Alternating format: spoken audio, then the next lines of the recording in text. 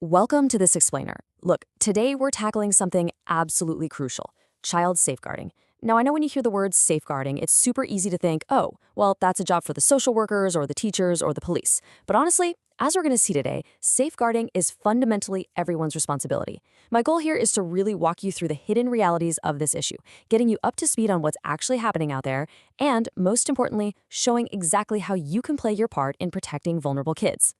Every single day, right here in the UK, in our schools, at local sports clubs, in quiet neighborhoods, children are crying out for help. But the reality is, they almost never use actual words to do it.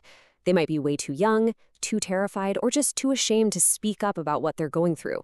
And what that means for us is that the burden of listening falls squarely on our shoulders. But it requires us to listen with our eyes and with our intuition rather than just waiting to hear someone ask for help. Okay, let's dive into Section 1, the scale of the problem. Now, you might think of abuse as always being physical, but actually, neglect is the most common form of abuse in the UK. Research shows that roughly 1 in 10 children have experienced it. Let that sink in for a second. 10%. That means kids in your community, maybe even at your child's school, are experiencing this right now.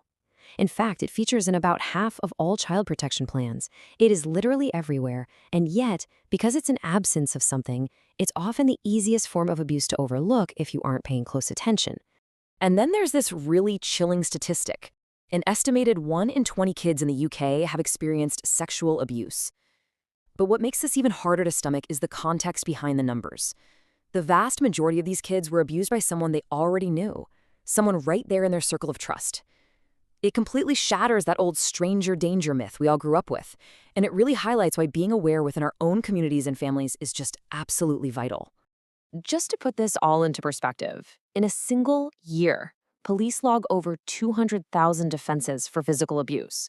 We're also looking at nearly 59,000 offenses for emotional abuse, and almost 37,000 recorded crimes for child sexual abuse images online, which, by the way, is an 8% jump from the previous year.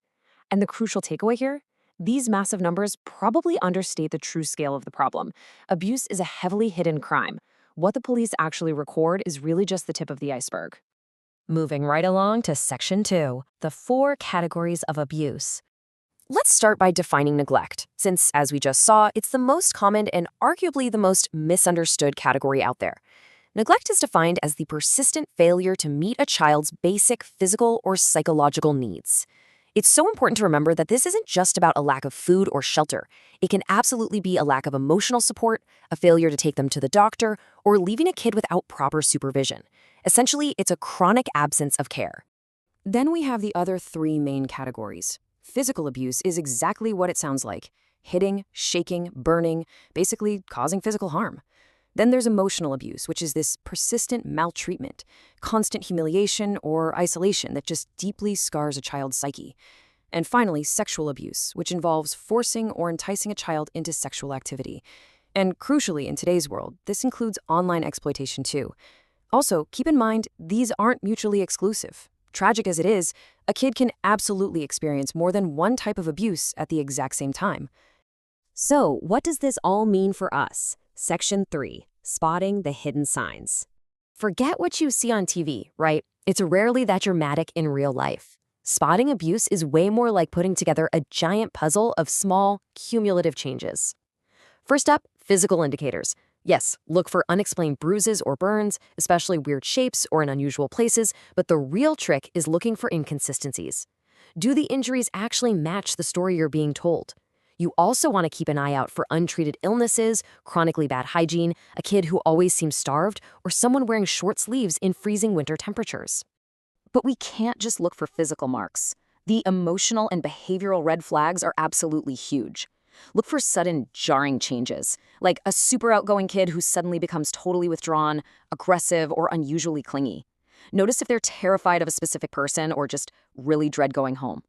Other massive clues include knowing things sexually that are way beyond their years, self-harm, or suddenly regressing, like an older kid who starts bedwetting out of nowhere. Oh, and if they're frequently running away or always absent from school, major warning sign. We also have to be tuned into developmental and online indicators. Developmentally, we're talking delayed speech, motor, or social skills that don't have a clear medical reason, or kids who just can't form relationships with their peers. And man, the online threat today is enormous. Watch out for incredibly secretive phone use, chatting with unknown adults, or suddenly having unexplained gifts or cash. If a kid randomly has a brand new smartphone or apps that their parents definitely didn't buy or can't afford, that is a glaring red flag. Now look, I know this sounds like a lot. You might be looking at all these signs and thinking, I'm no expert. How on earth can I be sure? But here's the secret. You don't need to be.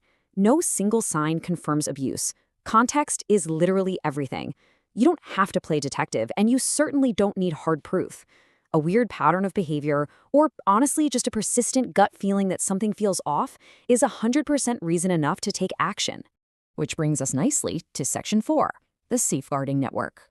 If you do spot something, you are not doing this alone. There's an entire machine ready to step in. The local authority, Children's Social Care, takes the lead for referrals. The police investigate the actual crimes. The NSPCC runs the incredible helpline and childline. Your local schools have designated safeguarding leads, DSLs, managing this stuff every day. The NHS health visitors are constantly noticing signs in toddlers. It's a massive team effort, and local partnerships make sure all these agencies are actually talking to each other. All right, Section 5, when and how to act. This is the crucial part. It really boils down to two main routes, and you need to know both.